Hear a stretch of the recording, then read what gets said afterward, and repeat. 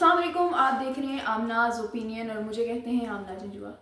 नाज़रीन, एक बार फिर इमरान खान के ख़त की गूंज जो है वो पाकिस्तान में गूंज रही है। रात फिर जो है वो इमरान खान का तीसरा ख़त जो आर्मी चीफ़ को लिखा गया उसे पब्लिक किया गया है।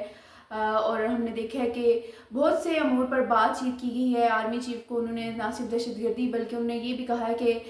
ISPR अपना झूठा बयानिया मत बनाए जिससे अवाम के दिलों में मज़ीद जो है वो फ़ौज की मुखालफत उभर के सामने आए। इसके अलावा उन्होंने दोबारा से इंतखाबात को लेकर भी मामला उठाया। उन्होंने कहा कि हमने देखा है कि किस तरह 2024 के जो आम इंतखाबात हैं उसमें PTI को नुकसान पहुंचाया गया और प्री पोल जो है वो धांधली की गई। इसके अलावा उन्होंने अदलिया की आज़ादी की बात की, जमहूरियत की बात की, मीडिया पर कतलन लगाने की बात की और मुख्तलिफ अमूर भी डिस्कस किए गए। लेकिन अगर बात करें आसिम मुनीर की, आर्मी चीफ़ की, तो उनकी जानिब से एक तकरीब में सहाफ़ियों से गुफ्तगू के दौरान जब उनसे सवाल किया गया इमरान खान के खतूत को लेकर तो उन्होंने कहा कि मुझे कोई भी ख़त नहीं मिला। अगर मुझे कोई ख़त मिलता है तो मैं उसे बग़ैर खोले बग़ैर पढ़े वज़ीर-ए-आज़म के हवाले कर दूँगा। उन्होंने कहा कि पाकिस्तान तरक्की कर रहा है तो मज़ीद इंशाल्लाह वो तरक्की करेगा। लेकिन सवाल ये पैदा होता है कि इमरान खान का जो ख़त है वो पूरी दुनिया पढ़ लेती है, पब्लिक होता है, ओपन लेटर लिखा जाता है, उसे सोशल मीडिया पर सर्कुलेट कर रहा है। लेकिन आर्मी चीफ़ को उस ख़त के ऊपर मुखातिब किया गया है। लेकिन उसके बावजूद आर्मी चीफ़ का ये कहना है कि उन्हें कोई भी ख़त नहीं मिला और जब मिलेगा वो उसको बग़ैर खोले बग़ैर पढ़े जो है वो वज़ीर-ए-आज़म के हवाले कर देंगे। तो क्या आर्मी चीफ़ पाकिस्तान के वो नहीं जानते कि सोशल मीडिया पे एक ओपन लेटर जो है वो सर्कुलेट हो रहा है? ये तीसरा ख़त है, आपको बताती चलूँ कि इमरान खान ने जो आर्मी चीफ़ को लिखा, बार बार ये बयानिया बनाया जा रहा है। कल रात हमने देखा है कि सेनेटर इरफान सिद्दीकी की जानिब से भी इस बात की तस्दीक की गई कि आर्मी चीफ़ ने उस तकरीब में सहाफ़ियों से गुफ्तगू के दौरान जब उनसे सवाल किया गया तो उन्होंने कहा कि इमरान खान को कोई भी लेटर उनको नहीं मिला। इससे पहले भी हमने देखा कि जब ख़त की बात हुई तो ये कहा गया कि सिक्योरिटीज़ राय के साथ एक ख़बर चलवाई गई और उसमें कहा गया कि कोई भी ख़त जो है वो आर्मी चीफ़ को नहीं दिया गया। इसके अलावा अडियाला जेल के सुप्रीडेंट जो हैं उनके भी स्टेटमेंट एक सामने आई, उनसे भी पूछा गया, उन्होंने कहा कि इमरान खान ने कोई भी लेटर नहीं लिखा। तो हम शुरू से कह रहे थे कि क्या अब वो ज़माना तो रहा नहीं कि आप चिट्ठियाँ लिखें और पेपर पर लिखें और आप बैठ के लिखें और फिर उसको लपेट कर उसको भिजवाएं। अब सोशल मीडिया का ज़माना है, अब लेटर जो ईमेल के ज़रिए भी आप अपनी बात कह सकते हैं, सोशल मीडिया पे एक पोस्ट के ज़रिए भी कह सकते हैं। तो अब ये बात कहना कि पोस्ट किया जाएगा लेटर और फिर वो लेटर उस पते तक जाएगा, तो ये मेरे ख्याल में बहुत ही आउटडेटेड चीज़ है। एक सब जानते हैं कि आजकल वो ख़त व किताबत नहीं रही जो रवायती थी, जिसके पोस्ट ऑफिस के ज़रिए जो है वो आपको लेटर पोस्ट होता था। तो आर्मी चीफ़ की जानिब से ये कहना कि उनको लेटर नहीं मिला और उन्होंने नहीं खोलना, अगर मिले भी, एक साबिक वज़ीर-ए-आज़म और एक बड़ी जमात के लीडर की जानिब से जब आर्मी चीफ़ को ये लेटर लिखा जा रहा है और ओपन लेटर है। ओपन लेटर का मकसद यही होता है कि आप पब्लिक करें उसे, जो सबके पास पहुंच जाए, ना सिर्फ उसके पास जो शख्सियत है जिसको आप लिखना चाह रहे हैं बल्कि तमाम के तमाम लोग जो है वो उस ख़त को देखते हैं, पढ़ते हैं। ओपन लेटर होता है और उसका मकसद यही होता है कि आपका जो पैगाम है, आपकी जो बात है, आपका जो सवाल है या आपके जो तहफ़्फ़ुज़ात हैं उस लेटर के, वो शख्सियत तक पहुँच जाएँ। ओपन लेटर का बेसिकली मकसद ही होता है। लेकिन उसके बावजूद पाकिस्तान के आर्मी चीफ़ का ये कहना है कि उनको जब लेटर मिलेगा तो वो बग़ैर खोले वज़ीर-ए-आज़म को इरसाल कर देंगे। तो मेरे नहीं ख्याल कि अब इस ओपन लेटर के बाद सोशल मीडिया पर जो लेटर पूरी दुनिया देख चुकी है उसके बाद जो ये स्टेटमेंट बनती है और वो आर्मी चीफ़ जिसकी जानिब से कहा जा रहा है कि हम कोई इस शख्स को अहमियत नहीं देंगे, वो इस स्टेटमेंट के बाद ये भी सामने आ रहा है कि इमरान खान को ये स्टेटमेंट इमरान खान के ख़त के जवाब में देने के बाद ट्वीट किया गया बाकायदा और ट्वीट में भी यही अल्फाज इस्तेमाल किए गए। तो इमरान खान को अहमियत तो मिल रही है आपकी इस लेटर के बाद, लेकिन दूसरी जानिब इमरान खान के ऊपर भी अगर हम सवालात उठाएं तो उनके खतूत में जो चीज़ें सामने आई हैं उसमें उन्होंने नैब को भी कहा कि हमारे दौर में जो सियासी मुकदमा शरीफ ख़ानदान और ज़रदारी ख़ानदान पे बनाए गए उसका एक जो है वो एक ये एंगल सामने आ रहा था कि शायद वो हमारा सियासी इंतकाम है, जबकि हमारा कोई सियासी इंतकाम नहीं है। उस वक्त जो नैब है वो जो है वो हम कंट्रोल नहीं कर रहे थे, वो किसी और के कंट्रोल में थी और उन्होंने कुछ लोगों के जिनका ताल्लुक फ़ौज से है उनके नाम भी उस लेटर में मेंशन किए कि वो सारे सबूत इकट्ठे कर रहे थे। एक शहबाज शरीफ का केस उन्होंने कहा है कि बना था हमारे दौरे हुकूमत में जो बंद कर दिया गया था, तो लेकिन नैब को तो शहजाद अकबर जो इमरान खान के काबीना का हिस्सा थे, कैबिनेट का हिस्सा थे, जो अब बाहर बैठे हुए हैं, वो उस वक्त देख रहे थे और बाकायदा बनीगाला में उनको रिपोर्ट किया जाता था चीज़ों का। तो इमरान खान उस वक्त जो वो फौज के बयानिया जो आज फौज बयानिया बना रही है और जिसको आज की हुकूमत तहफ़्फ़ुज़ दे रही है,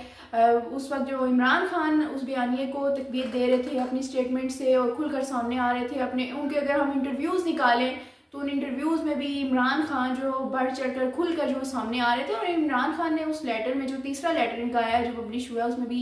बाजवा को तनकीद का निशाना बनाया। उन्होंने कहा कि सिर्फ एक शख्स की ये गलतियां हैं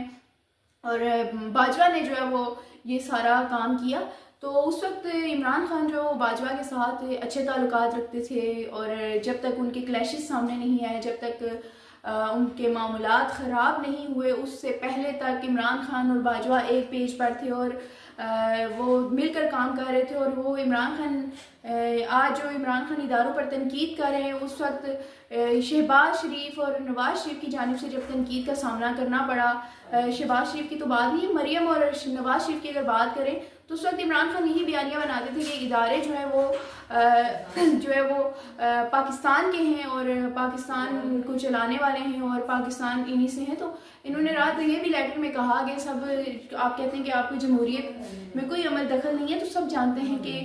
आपका कितना कंट्रोल है। और उन्होंने ये तक कहा कि 30 साल की जदोजहद के बाद जब जमहूरियत जो है थोड़ी बहुत खड़ी हुई तो उसके बाद ये सिस्टम जो है वो बनाया गया। तो 2018 में भी नवाज शरीफ को यही जो है वो गिले शिकवे थे कि जमहूरियत को नुकसान पहुंचाया जा रहा है। हमने इतनी मुश्किल से जमहूरी सिस्टम लाया और फिर एक शख्स को लाडला बनाकर आप सिस्टम में ले आए और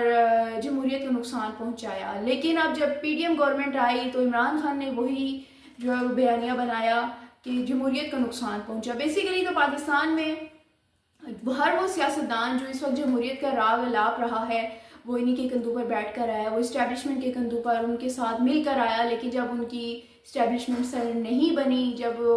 उनके आपस में लड़ाई पड़ गई और वो उनको साइड लाइन किया गया, तो फिर हमने देखा कि हर वो सियासतदान जो इस्टेब्लिशमेंट के अदवार में मज़े लूटता रहा, उनके साथ दोस्ती की और हुकूमतें बनाई और बाद में फिर वो रोना रोया। अगर हम चले पीटीआई के दीगर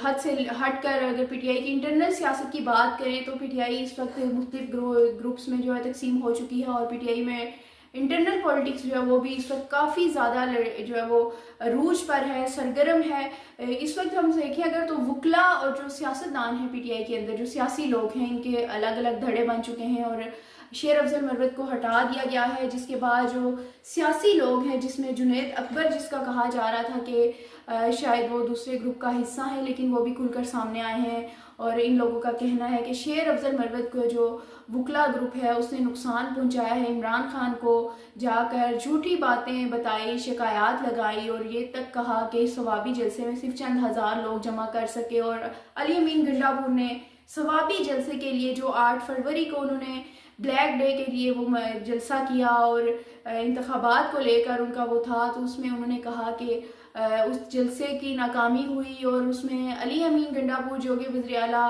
केपी हैं उन्होंने फंड्स नहीं दिए। हालांकि वहाँ पर हमने देखा कि पीटीआई की तमाम लीडरशिप मौजूद थी, लेकिन शेर अफजल मरवत जो है वो काफ़ी सरगर्म कारकुन थे पीटीआई के और उस वक्त वो पीटीआई के साथ खड़े हुए जब पीटीआई के साथ या बहुत से लोग जो उसका साथ छोड़कर चले गए, इमरान खान का साथ छोड़ के चले गए, बाकी रहने वाले लोग थे वो बयानात नहीं दे रहे थे। कारकुन बहुत मायूस हो चुका था पीटीआई का, लेकिन शेर अफजल मरवत उस वक्त मैदान में हमें नज़र आए और उनने दोबारा से कारकुनों को सरगर्म किया और एक हाइप क्रिएट हुई, दोबारा से सोशल मीडिया भी सरगर्म हुआ और एक दोबारा से पीटीआई के जो वर्कर हैं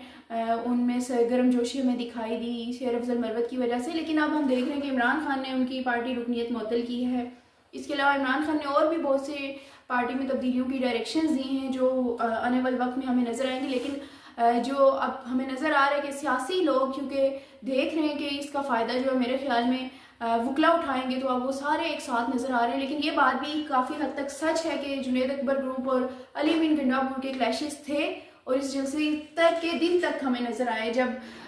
एक ग्रुप के लोग जो वो आप तकरीर कर रहे हो और दूसरा शेर अफजल मरवत जो खड़ा होकर कारकुनों को